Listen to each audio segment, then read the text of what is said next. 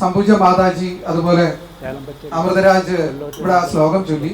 അഷ്ടാംഗ ഹൃദയത്തിലെ പ്രസിദ്ധമായിട്ടുള്ള 4 വരികളാണത്. ആർക്കാണ് രോഗമില്ലാത്തത് എന്ന ചോദ്യത്തിന് ഉത്തരമായിട്ട് ഈ ശ്ലോകമാണ് അദ്ദേഹം ചൊല്ലിയത്. നിത്യം ഹിതാഹാര വിഹാരസേവി സമീക്ഷ്യകാരി വിഷയേഷു അസക്ത ദാദാ സത്യപര ക്ഷമാവാൻ ആപ്തോപസേവീജ ഭവത്യ അരോഗ. അപ്പൊ അതിന്റെ അർത്ഥം എനിക്ക് തോന്നുന്നു ഡോക്ടർ അമൃതരാജ് പറഞ്ഞു കഴിഞ്ഞു. എന്നിട്ട് ആ പക്ഷികൾ പറന്നു പോവുകയും ചെയ്തു. ഈ ശ്ലോകം കേട്ടപ്പോൾ ആ പക്ഷികൾ പറന്നുപോയി തൃപ്തിയായ പോലെ. അപ്പൊ അദ്ദേഹം അതിനെപ്പറ്റി ആലോചിക്കുകയാണ്. അപ്പൊ നമ്മുടെ കഥയിലേക്ക് കിടക്കാം. ഈ 2 പേര് വളരെ മിടുക്കന്മാരായ വളരെ സമർത്ഥന്മാരായിട്ടുള്ള ശിഷ്യന്മാരായിരുന്നു. ആലത്തിയൂർ നമ്പി അഷ്ടാംഗ ഹൃദയം ശ്ലോകം വ്യാഖ്യാനിക്കുമ്പോൾ ഒരു തരത്തിൽ അർത്ഥം പറയും. അപ്പൊ ഈ ശിഷ്യന്മാർ അതിന് 40 തരത്തിൽ അർത്ഥം പറയുന്നതാണ് പറയാം. 40 തരത്തിലുള്ള ആശയങ്ങൾ ആ ശ്ലോകത്തിൽ നിന്ന് അവർ എടുക്കും. അത്ര ജ്ഞാനം, ഗുരുവിനേക്കാൾ കൂടുതൽ ജ്ഞാനമുള്ള ശിഷ്യന്മാര്.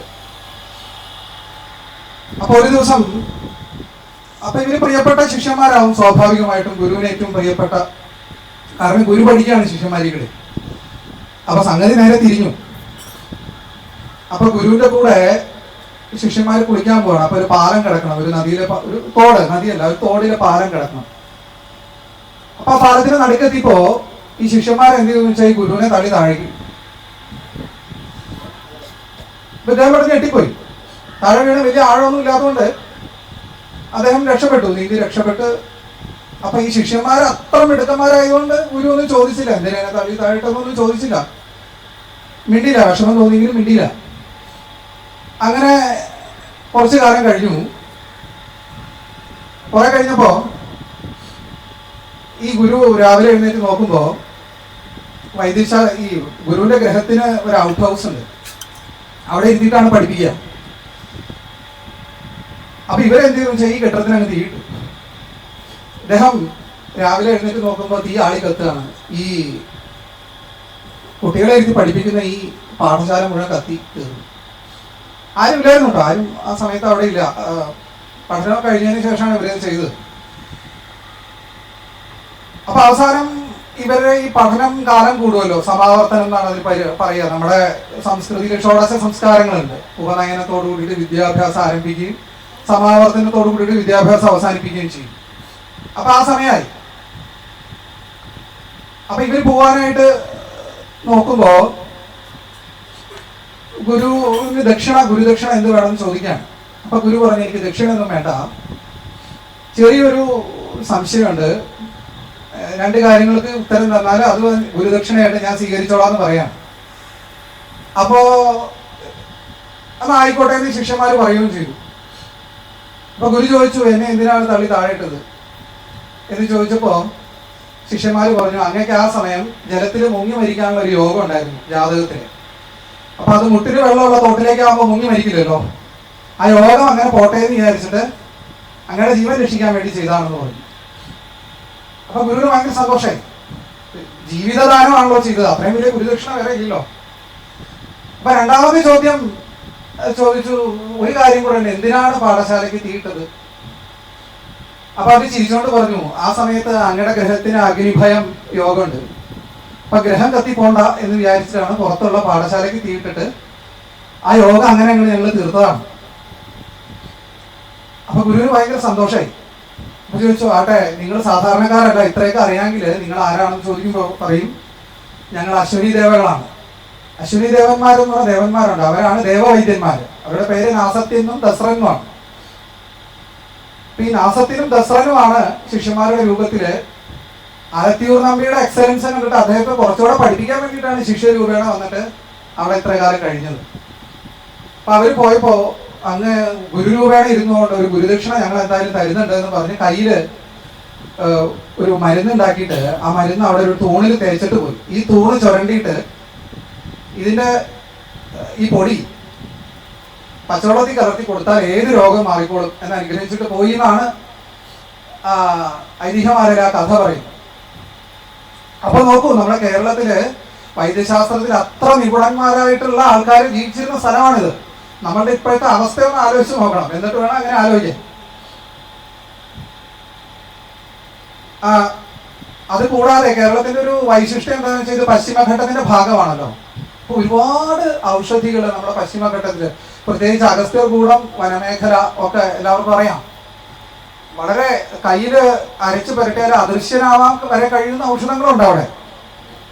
ഞാൻ വെറുതെ അതിശയോക്തി പറയുന്നതല്ല, അങ്ങനെയുള്ള ഔഷധങ്ങളുണ്ട്.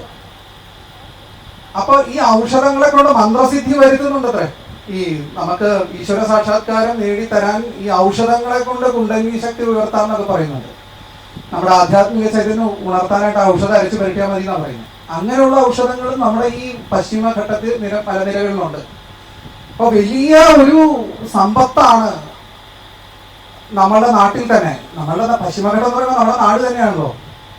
ഇടനാട്, മലനാട്, തീരപ്രദേശമാണ്. 3 പ്രദേശമേ ഉള്ളൂ കേരളം. അപ്പൊ നോക്കൂ, നമ്മുടെ കിഴക്കൻ മേഖലകളിലൊക്കെ സത്യം പറഞ്ഞാല് കുടുംബശ്രീക്കാരോടൊക്കെ എനിക്ക് വളരെ ആദരവാട്ടോ. ഞാൻ അതല്ല പറഞ്ഞു. പക്ഷെ അവർ വലിയൊരു ദ്രോഹം ചെയ്യുന്നുണ്ട്. സൈഡില് പുല്ല് പറിക്കുന്നെന്നുള്ള രീതിയിൽ ഒരുപാട് ഔഷധങ്ങൾ അവർ പറിച്ചു കളയുന്നുണ്ട്. വൈദ്യം നോക്കുമ്പോൾ എല്ലാം ഔഷധമാണല്ലോ, മറ്റുള്ളവർ നോക്കുമ്പോൾ പുല്ലാണ്. അപ്പൊ അങ്ങനെയുള്ളൊരു കുഴപ്പമുണ്ട്. ഈ വൈദ്യശാസ്ത്രത്തെ സംബന്ധിച്ച് പറയും, ജ്ഞാനം എന്ന് പറയുന്നത് എന്ത് ജ്ഞാനമായിക്കോട്ടെ, ഏറ്റവും വലിയ ജ്ഞാനം ആധ്യാത്മിക ജ്ഞാനമാണ്. തന്നിലുള്ള ഈശ്വരനെ തിരിച്ചറിയുന്ന ജ്ഞാനമാണ് ഏറ്റവും വലിയ ജ്ഞാനം എന്ന് പറയും. അതുപോലെ തന്നെ ആ ജ്ഞാനം നമുക്ക് നേടാൻ കഴിയും. പിന്നെ എന്തുകൊണ്ട് തപസ് കൊണ്ട് നമുക്ക് വൈദ്യജ്ഞാനം നേടാൻ കഴിയില്ല എന്നുള്ളതാണ് ചോദ്യം. നമ്മുടെ സാധനയുടെ ഒരു ഘട്ടത്തില് ഗ്രന്ഥങ്ങളൊന്നും പഠിക്കണ്ട, നമുക്ക് തന്നെ അറിയാറാവും. സംപൂജ്യ മാതാജി ആണെന്നാണ് തോന്നുന്നു, അല്ല ജയകൃഷ്ണൻ അവർകളാണ്, ബിജുകൃഷ്ണൻ അവർകളാണ് പറഞ്ഞത്. ഒരു ഔഷധം സംവേദിക്കും അത്രേ നമ്മളോട് ആ ഒരു ഘട്ടത്തില്. അത് അദ്ദേഹം വെറുതെ പറഞ്ഞല്ല, അത് അങ്ങനെയുണ്ട്. നമ്മളൊരു ഔഷധത്തിന്റെ അടുത്തെത്തുമ്പോൾ ആ സംവേദനം നമുക്ക് കിട്ടും. ഇതിന് ഉപയോഗിക്കുന്ന ഔഷധമാണെന്ന് നമുക്ക് അറിയാറാവും. നമ്മുടെ ബോധം ആ തലത്തിലേക്ക് ഉയരും. ആയുർവേദം ഉണ്ടാക്കിയതല്ല ആരും, കാരണം അത് അനാദിയാണെന്ന് പറയുന്നു. വേദങ്ങൾ പോലെ തന്നെ നമ്മുടെ അന്തരീക്ഷത്തിൽ ആയുർവേദം ഉണ്ട്. ബ്രഹ്മ സ്മൃത്വ ആയുഷ വേദം എന്നാണ് പറയാ. എങ്ങനെയാണ് ആയുർവേദം ഉണ്ടായത്? ബ്രഹ്മാവ് ആയുർവേദത്തെ സ്മരിച്ചു എന്നാണ് പറയാം. അതായത് ഓർത്തു, മുമ്പ് ഉണ്ടായിരുന്നതിനെ ഓർക്കാൻ പറ്റുള്ളൂ. ബ്രഹ്മ കൃത്വ എന്നല്ല, ബ്രഹ്മാവ് ആയുർവേദം ഉണ്ടാക്കി എന്നല്ല പറഞ്ഞത്, ബ്രഹ്മ സ്മൃത്വ എന്നാണ് പറഞ്ഞത്, സ്മരിച്ചു എന്നാണ് പറയുക. അപ്പൊ എല്ലാ ജ്ഞാനവും ലോകത്തിലുണ്ട്. നമ്മളുടെ തപസ് കൊണ്ട് ആ ജ്ഞാനം സ്വായത്തമാക്കാൻ കഴിയുന്നുള്ളതാണ്. ഇപ്പൊ അഗസ്ത്യ രസായനം ഒരു യോഗം ഉണ്ട് ആയുർവേദത്തിൽ. എങ്ങനെയാണ് ആ യോഗം ഉണ്ടായതെന്ന് ചോദിച്ചാല്, അഗസ്ത്യന് തപസ് ചെയ്തപ്പോ, അല്ലെങ്കിൽ അഗസ്ത്യന്റെ പേരായ ഒരു ഋഷി, നമുക്കൊരു സ്ഥാനമാണ് അഗസ്ത്യൻ എന്ന് പറയാൻ. എത്ര അഗസ്ത്യൻ ഉണ്ടെന്ന് നമുക്കറിയില്ല. അപ്പൊ ആ അഗസ്ത്യന് തപസ് ചെയ്തപ്പോ മനസ്സിൽ ഉദിച്ച ഒരു യോഗമാണ് അദ്ദേഹം എഴുതി വെച്ചിരിക്കുന്നത്. ഋഷികൾക്കേ അത് പറ്റുള്ളൂ. ഋഷി എന്ന് പറഞ്ഞാൽ എന്താണ്? മന്ത്രദൃഷ്ടാവാണ് ഋഷി. ലോകത്തിൽ ഓൾറെഡി ഉള്ള ഒരു മന്ത്രത്തെ മനസ്സുകൊണ്ട് കണ്ടുപിടിക്കുന്നവരാണ് ഋഷി. നമുക്ക് കിട്ടിയിട്ടുള്ള പല മന്ത്രങ്ങളും അങ്ങനെ ഋഷിമാര് കണ്ടുപിടിച്ച് നമുക്ക് തന്നിട്ടുള്ളതാണ്. അപ്പൊ ആ ഒരു ജ്ഞാനത്തിന്റെ അഡ്വാൻറ്റേജ് ആയുർവേദത്തിലുണ്ട് എന്നാണ് ഞാൻ പറഞ്ഞു വന്നത്. നിങ്ങൾ കണ്ടിട്ടുണ്ടോ പട്ടിക്കും പൂച്ചയ്ക്കൊക്കെ വയറുവേദന വരുമ്പോ ഇവരൊക്കെ BAMS എടുത്തിട്ടാണോ, അല്ലെങ്കിൽ ഇവരൊക്കെ ഡോക്ടറെ കാണാൻ പോയിട്ടാണോ മരുന്ന് കഴിക്കുന്നതല്ല? അവർ ചെടി തിന്നണ കണ്ടിട്ടില്ലേ? അവർക്കറിയാം തന്നെ പോയിട്ട് ഏത് ചെടിയാണ് കഴിക്കേണ്ടതെന്ന് അവർക്കറിയാം. അവർ കഴിക്കും. നമ്മൾ കണ്ടിട്ടോ? എന്ന് പറയുന്ന പോലെ സഹജമായിട്ടുള്ള ഒരു ജ്ഞാനം നമ്മളിൽ എല്ലാവരിലും ഉണ്ട്. ആ ജ്ഞാനത്തെ സ്ഫുടം ചെയ്ത് പവിത്രീകരിച്ച് ഷാർപ്പൻ ചെയ്യുക എന്നുള്ളതാണ് നമ്മൾ ചെയ്യേണ്ട ഒരു കാര്യം. അപ്പൊ അധ്യാത്മജ്ഞാനം ഉണ്ടായാലും ടീച്ചർ പറഞ്ഞ പോലെ സമ്പൂർണ്ണ ജ്ഞാനമായി എന്നാണ് പറയാ.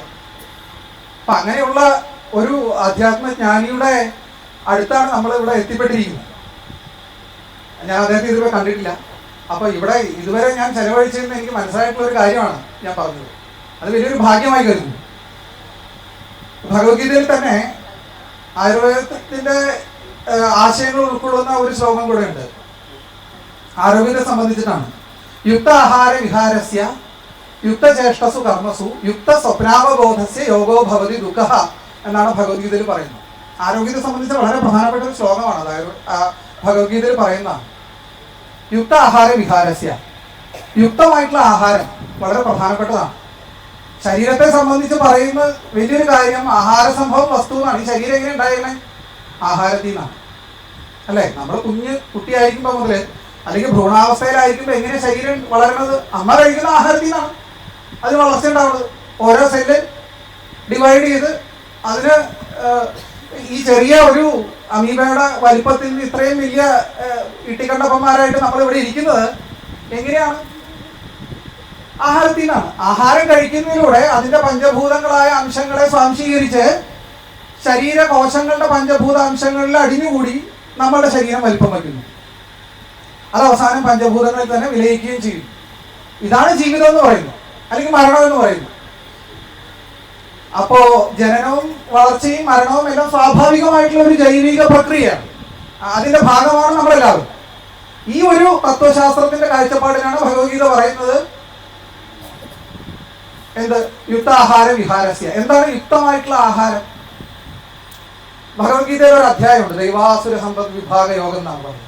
ഇപ്പോൾ ആയുർവേദം പറയാൻ വന്നത് ഭഗവത്ഗീത പ്രഭാഷണമായെന്ന് എനിക്കൊരു സംശയം. എന്നാലും ഇങ്ങനെ മനസ്സിൽ വരുമ്പോൾ അത് പറയണമല്ലോ. ദൈവാസുര സമ്പദ് വിഭാഗ യോഗത്തില് സാത്വികരായിട്ടുള്ള മനുഷ്യരെ പറ്റി പറയുന്നുണ്ട്, അതുപോലെ രാജസീകരായിട്ടുള്ള മനുഷ്യനെ പറ്റി പറയുന്നുണ്ട്, താമസികരായിട്ടുള്ള മനുഷ്യരെ പറ്റി പറയുന്നുണ്ട്. അപ്പൊ സത്വഗുണ പ്രധാനികൾ ഇഷ്ടപ്പെടുന്ന ആഹാരമുണ്ട്.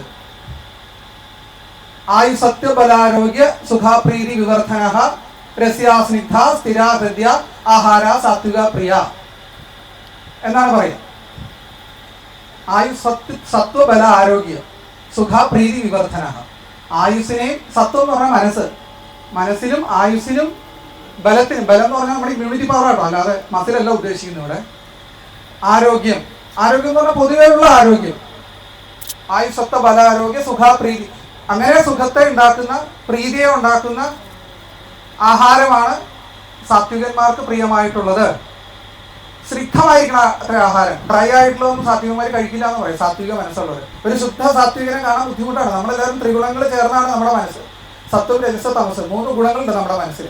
അതിൻ്റെ അകത്ത് ഏതാണോ പ്രിഡോമിനൻ്റ് ആയിട്ടുള്ളത് അവരെ ആ ഗുണപ്രധാനി വിളിക്കുന്നതേ ഉള്ളൂ. അയാളുടെ സാത്വികനാട്ടോ എന്ന് പറഞ്ഞാൽ അയാൾക്ക് രാജസ താമസ ഗുണങ്ങൾ ഇല്ലാന്നല്ല. ഇല്ലേ? എന്താണ് സാത്വികനായിട്ടുള്ള ഒരു വ്യക്തി? വളരെ പരമസാത്വികൻ നമ്മൾ പറയാറില്ലേ? ഈശ്വര ഭക്തി ഉണ്ടാവും, മറ്റുള്ളവരെ ക്ഷമയുണ്ടാവും, ഇങ്ങനെയൊക്കെ ഉള്ള ഗുണങ്ങളുള്ളവരാണ്. ഈശ്വരീയ ഗുണങ്ങളുള്ളവരെ സാത്വികൻ എന്ന് പറയും. രാജസൻ എന്ന് പറഞ്ഞാൽ എന്താ? ബഹുഭാഷിത്വം, ആനകൃ ദംഭ മത്സര, ദംഭും മത്സരവും മത്സരബുദ്ധി. പൊതുവെ മനുഷ്യർ രാജസികരാണെന്നാണ് പറയാം.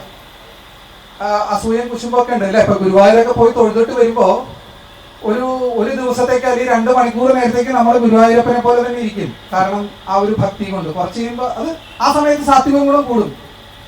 അപ്പൊ അടുത്ത വീട്ടിലൊരു പുതിയ കാറ് വന്നാൽ മതി, അവൻ പുതിയ കാറ് മേടിച്ചോ അല്ലെങ്കിൽ പുതിയ സാരി കൊടുത്തോണ്ട് ഒരു ചേച്ചി പോയാൽ മതി. അപ്പൊ ഇപ്പോഴത്തെ വീട്ടിലെ ചേച്ചിക്ക് ഒരു ചെറിയ വിഷമം വരും, പുതിയ സാരി മേടിച്ചോ. ആ കുശുമ്പ് അസൂയൊക്കെ സ്വാഭാവികമായിട്ട്, ഞാൻ ആരെയും കുറ്റം പറഞ്ഞല്ല കേട്ടോ, അത് നമ്മുടെ സ്വാഭാവികമായിട്ടുള്ള മനസ്സിന്റെ ഒരു പ്രക്രിയയാണ്, രാജസികമായിട്ടുള്ള ഒരു കാഴ്ചപ്പാടാണ്. നമ്മൾ രാമായണം എടുത്ത് നോക്കൂ. രാവണനും കുംഭകർണനും വിഭീഷണനൊക്കെ നമ്മൾ തന്നെയാണ് ഈ കഥാപാത്രങ്ങളെല്ലാം. വിഭീഷണൻ ആരാണ്? സത്വഗുണമാണ്. സത്വഗുണം എന്ത് ചെയ്യും? നേരെ ഈശ്വരനിലേക്ക് പോകും. അതാണ് പെട്ടെന്ന് വന്നിട്ട് ശ്രീരാമന്റെ പാദത്തിൽ അഭയം തേടിയത്. എന്നാൽ രാജസ ഗുണമാണെങ്കിലോ? രജോ ഗുണത്തിന് ഉദാഹരണം രാവണനാണ് അല്ലെ? ആ 3 സഹോദരന്മാരുണ്ടല്ലോ, രാവണൻ, കുംഭകർണൻ, വിഭീഷണൻ. അപ്പൊ അതിൻ്റെ അകത്ത് രാവണൻ രജോ ഗുണ പ്രധാനിയാണ്. മാനകുരുദംഭ മത്സരം രാജസ ഗുണത്തിന്റെ പെഴ്സോണിഫിക്കേഷനാണ്. ഇത് ആരോഗ്യമായിട്ട് ബന്ധപ്പെട്ടുകൊണ്ടാണോ ഞാൻ പറയുന്നത്? രജസ് മനസ്സിന്റെ ഒരു ക്വാളിറ്റിയാണ്. അതുകൊണ്ടാണ് മനസ്സും ആരോഗ്യവും, ശരീരവും മനസ്സുമാണല്ലോ ആരോഗ്യത്തിന്റെ കാരണം. അപ്പോ അതുപോലെ വിഭീഷണൻ തമോ ഗുണപ്രധാനിയാണ്. താമസം, ഭയം, അജ്ഞാനം, നിദ്ര, ആലസ്യം, വിഷാദിതയാണ്. നിദ്ര ആർക്കാണെന്ന് ഞാൻ പറയേണ്ട കാര്യമില്ല. എപ്പോഴും ഉറങ്ങി കിടക്കുന്ന ആരാണെന്ന് പറയേണ്ട കാര്യമില്ല. ഒരു പ്രവൃത്തി ചെയ്യാനുള്ള ഉത്സാഹമില്ലായ്മ, വിഷാദഭാവം, ആലസ്യം, ഇതൊക്കെ തമോ ഗുണ പ്രിഡോമിനൻ്റ് ആയിരിക്കും. നമുക്ക് തന്നെ അറിയാം നമ്മുടെ മനസ്സിൽ ഇതൊക്കെ എപ്പോഴാണ് കൂടുതൽ ഉണ്ടാവുക എന്നുള്ളത്. അപ്പൊ നമുക്കൊരു സെൽഫ് അനാലിസിസ് ആണ്, നമ്മൾ ഏത് ഗുണത്തിലും പ്രിഡോമിനൻ്റ് ആണെന്ന് നമുക്ക് സെൽഫായിട്ട് അനലൈസ് ചെയ്യാം. ഞാൻ ആരും പേരെടുത്തൊന്നും പറയണില്ല. ഒന്നാമത്തെ കാര്യം എനിക്ക് ആരും അറിയില്ല പേരെടുത്ത് പറയാം. അതുകൊണ്ടല്ല, നമുക്ക് തന്നെ ഒരു തിരിച്ചറിവിലാണ് ഞാൻ പറയുന്നത്. അപ്പൊ ദിനചര്യ പറയുമ്പോൾ ആയുർവേദത്തിൽ ദിനചര്യ പറയുന്നുണ്ട്. രാവിലെ ഒരു ദിവസം എഴുന്നേറ്റാൽ എന്തൊക്കെ ചെയ്യണം എന്ന് പറയുന്നു. ബ്രാഹ്മമുഹൂർത്തെ ഉത്തിഷ്ഠ സ്വസ്ഥോ രക്ഷാർത്ഥം ആയുഷ. സ്വസ്ഥനായിട്ടുള്ള ഒരാൾ, അതായത് രോഗങ്ങളൊന്നും ഇല്ലാത്ത ഒരാൾ, അതാണ് ഉദ്ദേശിക്കുന്നത്. ശാരീരികവും മാനസികവുമായിട്ട് രോഗങ്ങളൊന്നും ഇല്ലാത്ത ഒരാള് ബ്രാഹ്മമുഹൂർത്തെ ഉത്തിഷ്ഠ എന്നാണ് പറയുക. ബ്രാഹ്മമുഹൂർത്തത്തിൽ എഴുന്നേക്കണം. നമുക്ക് സിമ്പിളായിട്ട് മനസ്സിലാവാൻ രാവിലെ 3 മണി മുതൽ വെളുപ്പിന് 6 മണി വരെയുള്ള അതിലിടയ്ക്കുള്ള സമയമാണ്. നിങ്ങളൊരു കാര്യം ചെയ്യാമോ? നിങ്ങളൊരു 4 വിരൽ താഴേക്ക് വെക്കുക. 4 വിരൽ മൂക്കിൽ നിന്ന്. എന്നിട്ട് ആ ലെവലിൽ നിങ്ങളുടെ ചൂണ്ടുവിരൽ പിടിക്കുക. എന്നിട്ട് നിങ്ങൾ ശ്വസിക്കുക. 2 മൂക്കിൽ നിന്ന് ഒരേ ശക്തിയിലാണ് ശ്വാസം നിങ്ങളുടെ വിരലിൽ തട്ടണേന്ന് നോക്കുക. ഏതെങ്കിലും ഒരു മൂക്കിൽ നിന്ന് കൂടുതൽ വരണ്ടോ എന്ന് നോക്കുക.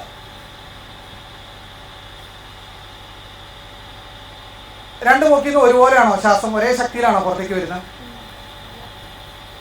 ഏതെങ്കിലും ഒരു മൂക്കിലല്ലേ കൂടുതൽ വരിക, അല്ലേ? അപ്പൊ അതിന്റെ അർത്ഥം നമ്മളുടെ ബ്രെയിനിന് 2 അർദ്ധഗോളങ്ങളുണ്ട്. 2 ഹെമിസ്ഫിയേഴ്സ് എന്ന് പറയാം. അപ്പൊ ഏതെങ്കിലും ഒരു അർദ്ധഗോളമായിരിക്കും പ്രവർത്തിക്കുക. നമ്മുടെ 2 അർദ്ധഗോളം പ്രവർത്തിക്കില്ല സാധാരണഗതിയിൽ. ഇതിന്റെ അർത്ഥം നമ്മുടെ ബ്രെയിനിന്റെ ഒരു അർദ്ധഗോളമാണ് ഇപ്പോൾ പ്രവർത്തിക്കുന്നതെന്നാണ്. ഇനി നിങ്ങൾ ഈ 3 മണിക്കും 6 മണിക്കും ഇടയ്ക്ക് എഴുന്നേറ്റിട്ട് ഇതേ പരീക്ഷണം ആവർത്തിക്കുക. നിങ്ങൾ അത്ഭുതപ്പെട്ടു പോകും. 2 മൂക്കിൽ നിന്ന് ഒരേ താളത്തിലായിരിക്കും ശ്വാസം വരിക, ഒരേ ശക്തി. ആ സമയത്താണ് നമ്മുടെ ബ്രെയിനിന്റെ 2 ഹെമിസ്ഫിയേഴ്സും 2 അർദ്ധഗോളങ്ങളും ഒരുപോലെ ആക്റ്റീവായിട്ടിരിക്കുന്ന സമയം.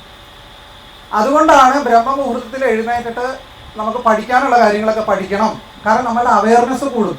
ഒരു ഹെമിസ്ഫിയറിന് പകരം നമുക്ക് അവൈലബിൾ ആയിട്ടുള്ള ഹാർഡ്വെയർ എന്ന് പറയുന്നത് 2 ബ്രെയിനാണ് നമുക്ക് അവൈലബിൾ.